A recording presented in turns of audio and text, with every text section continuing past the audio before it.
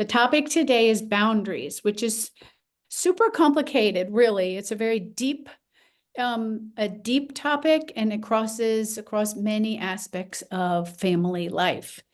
The books that I read for this talk were Boundaries with Kids. I have not finished this one, and this one is listed right here first by Henry Cloud and Dr. John Townsend.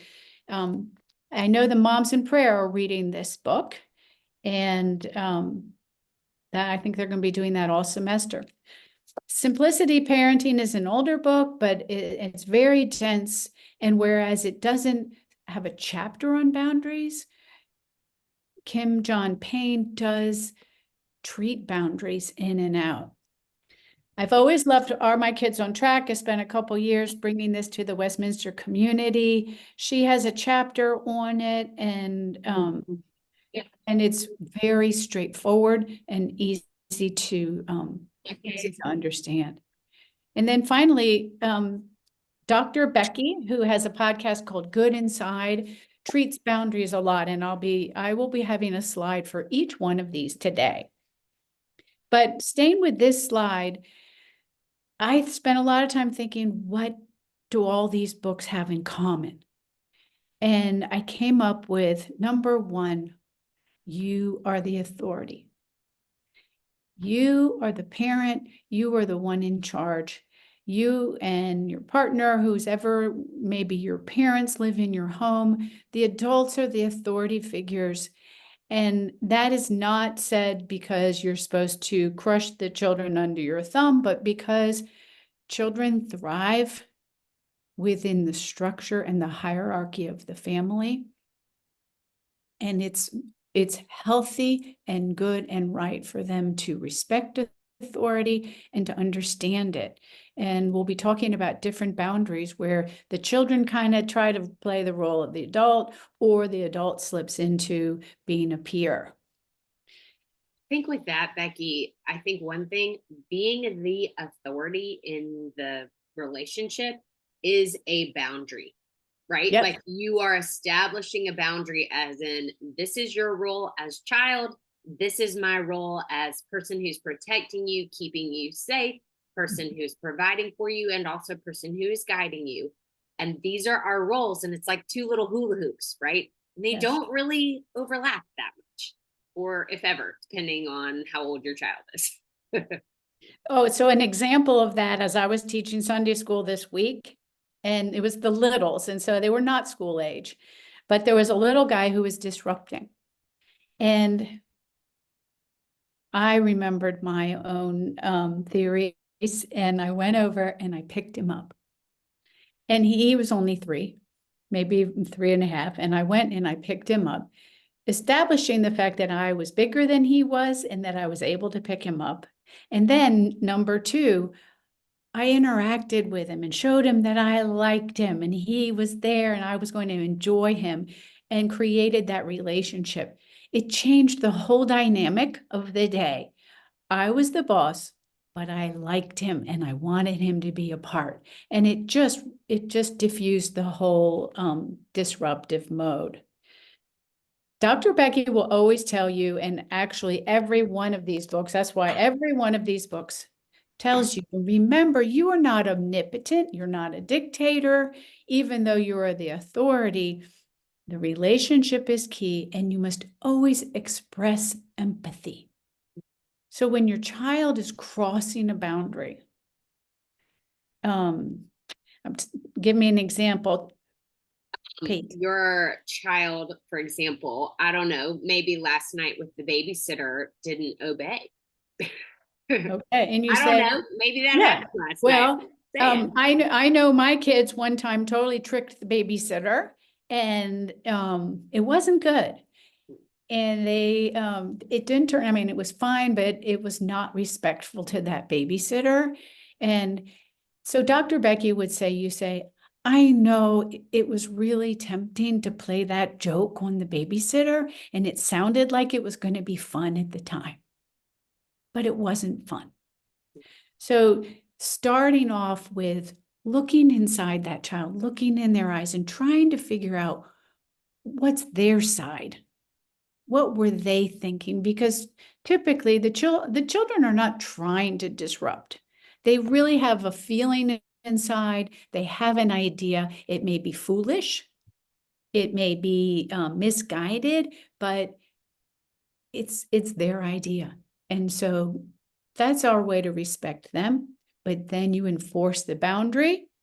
And number 4, every one of these books is saying what you're doing now is hard. That's number 5, but it pays off in spades, and you have to keep doing it. It's going to be a long haul before they're 25 years old and their brain is myelinized. This is hard work to enforce those boundaries, but it will pay off. Yeah, Becky, just 2 things on that. There's a strategy in positive discipline called kind and firm. And it's a lot of what you just said from Dr. Becky, but right, it's like when a child, Yes. when you're correcting or disciplining to teach a child, you are kind and firm at the same time. And I think a lot of us lean one or the other, or we hear you have to be the authority. So we're really firm, or we're mean, or our tone is even disrespectful. And that's not being the authority, that's being a jerk. Or we're too kind and we don't correct our kids, or we say, oh, I can understand it was a full moon last night. Of course, they're going to be crazy, right? And we don't correct them. That's too kind. That's not going to get what we need. So we need to be that kind and firm at the same time. And then I think one thing, I don't know about y'all, I struggle with being kind because I am kind of more naturally firm. And, everybody's different on that spectrum. But one other strategy that I learned is called curiosity questions, where you ask the child, not like, what were you thinking? Right. But hey, tell me about what happened last night. How do you think that babysitter felt when you did that? What do you think you need to do to repair your relationship? Where you are holding them to a boundary, right? But you're not being a jerk about it. And I think that's that delicate balance of boundaries as a parent is you have to decide where am I going to step in, and how am I going to step in a way that maintains that long-term relationship with my child and helps them actually grow. Yeah, it's similar to that, Peyten. Dr. Cloud uses the formula empathy plus reality, saying really the same thing as positive discipline, same thing as Dr. Becky, is that you have to have that relationship piece first, rather than perhaps when in the period that I grew up, the parent was the authority and it really wasn't about me. For us to see our children and to acknowledge their individuality, their needs and their desires, and then enforce those boundaries, that's what works. Yeah. Connect and then correct. Connect and correct. I like that. Yeah. All right. Next slide. I love the definition from Cloud. A boundary is a property line that defines a person. I love that, where one person ends and someone else begins.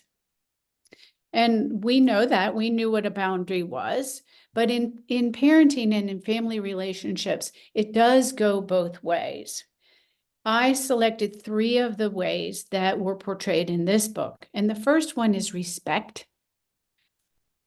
And that is not natural. Respect is not natural.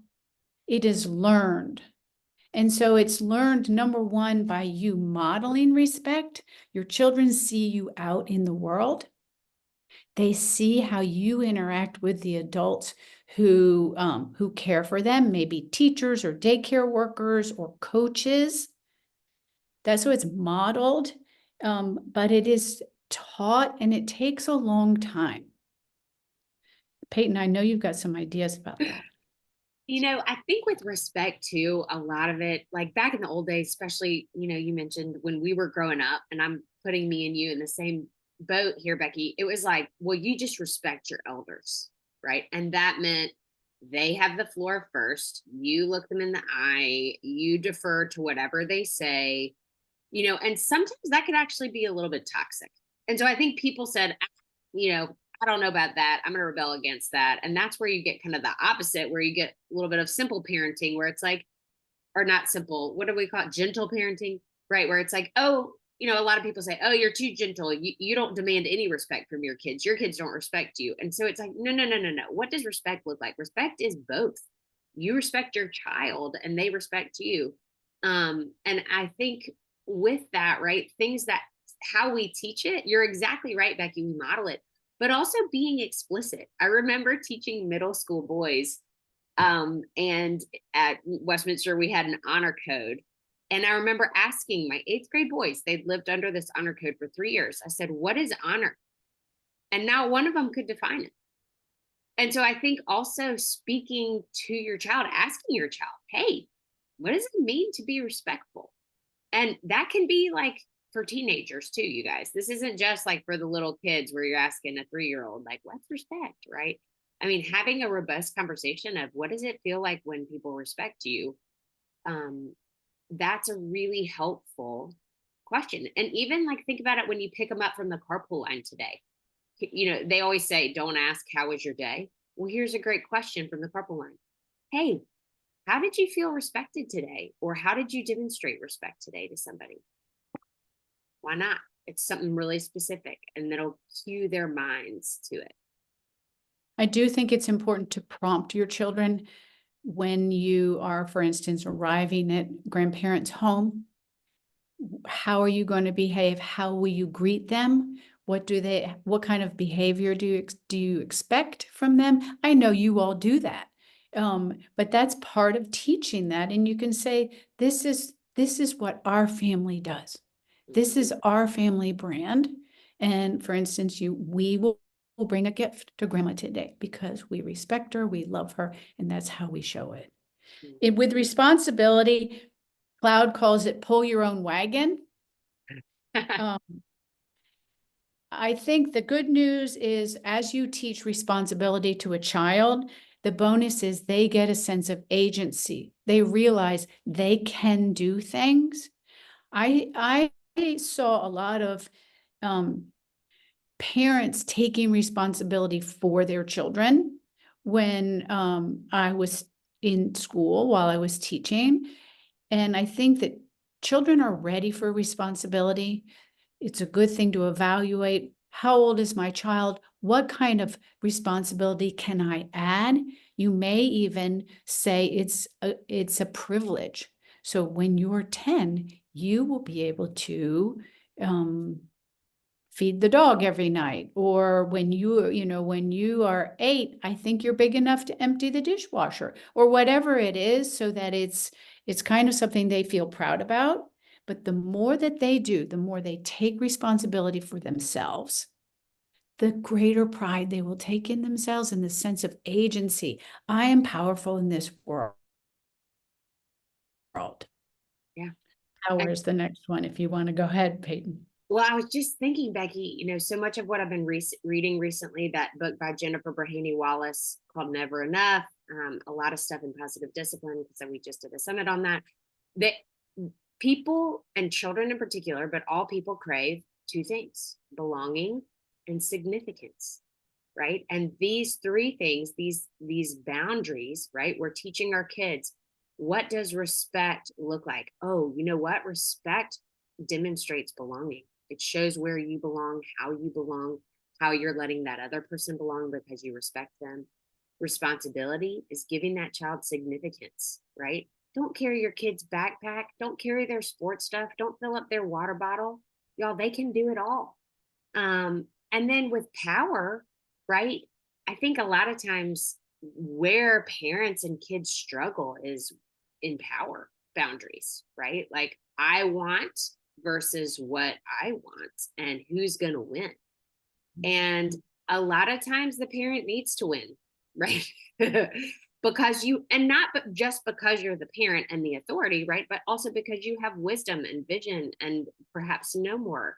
But the way that you win is a way that you're setting a boundary that I think that's where you kind of get into the nuances of like, okay, well, am I going to just say like, well, you're grounded because you didn't blah, blah, blah, right? Like my kids didn't obey the babysitter last night. Y'all are grounded, right?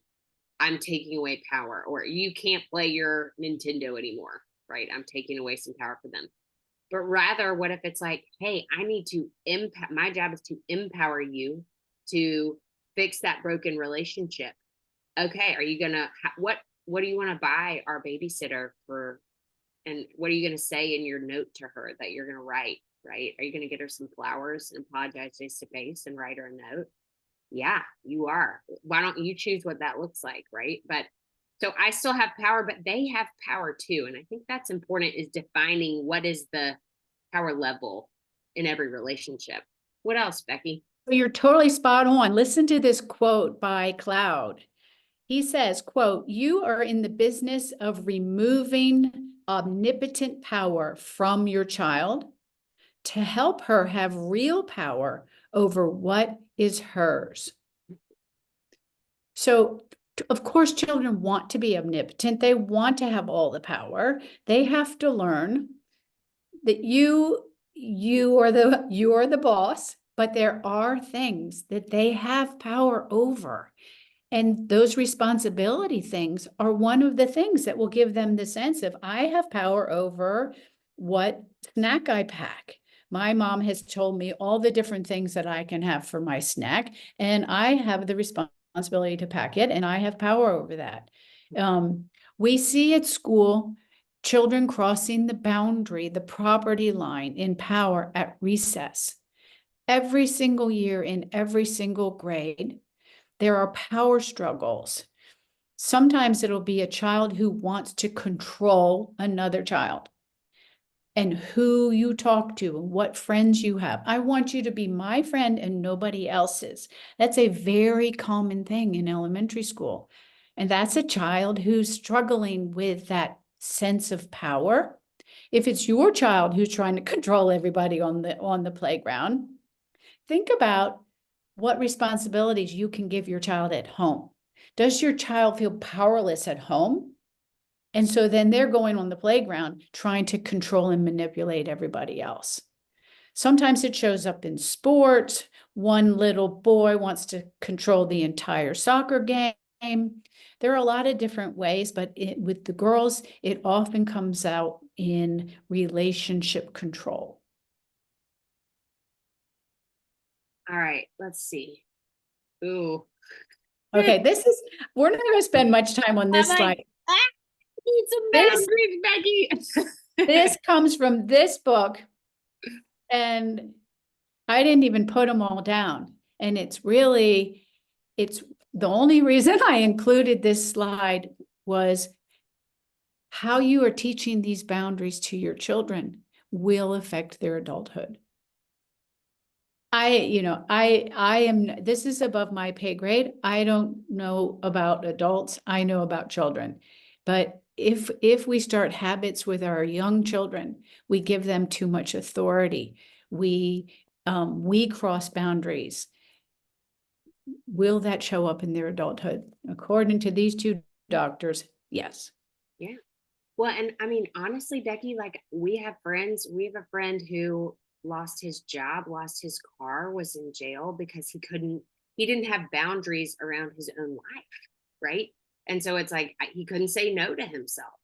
And I think, if we give kids that opportunity, a chance to practice saying no to themselves, right? Hey, like I'm going to offer dessert tonight, or you can choose, do you want to do your video game first or your homework first? And we start to let them have some choice within boundaries. That's one way that we can help and let them fail, right? Oh, man, that's a bummer you didn't get your homework done. You did your video game for too long, right? Like, I guess you're going to have to, what are you going to do about that? And so, because I think if they can fail with the stuff that doesn't matter, and you give them practice and guidance, it helps later on. Yes, it's good to fail. What's that? Fail fast. Yeah. Fail forward, fail fast. All right, let's move on from these all. So this slide comes from the original book that I spent a couple years teaching that I strongly believe in. And it talked about the habits that we can get into as parents. And I would say, just think about it. Think about what your parenting style is. And we all do all of these at some point, and we have to say, oh, I don't want to do that. We saw a lot of concierge service happening during the pandemic, and that it made sense, right? We were so worried, and we started doing everything to protect our children. And now we have to pull back. We are not the concierge service. We are in the business of empowering these children, giving them more responsibility, helping them mature and enter adulthood. The This. approval. Go ahead. Oh, I was just about to say, yeah, moving on to approval. I love where it says like being a parent means being disliked at times. And I can't help but think that like being a parent is kind of like being the guardrail on the mountainside. And you are the one that has spray painted the line, right? And they cross the line and then they hit the boundary and you're at the boundary and it hurts and it's no fun, but you've saved them from going over the mountain. And I don't know, but it's no fun when you hit a guardrail. No, and we have to be really careful that we're not trying to be our child's friend.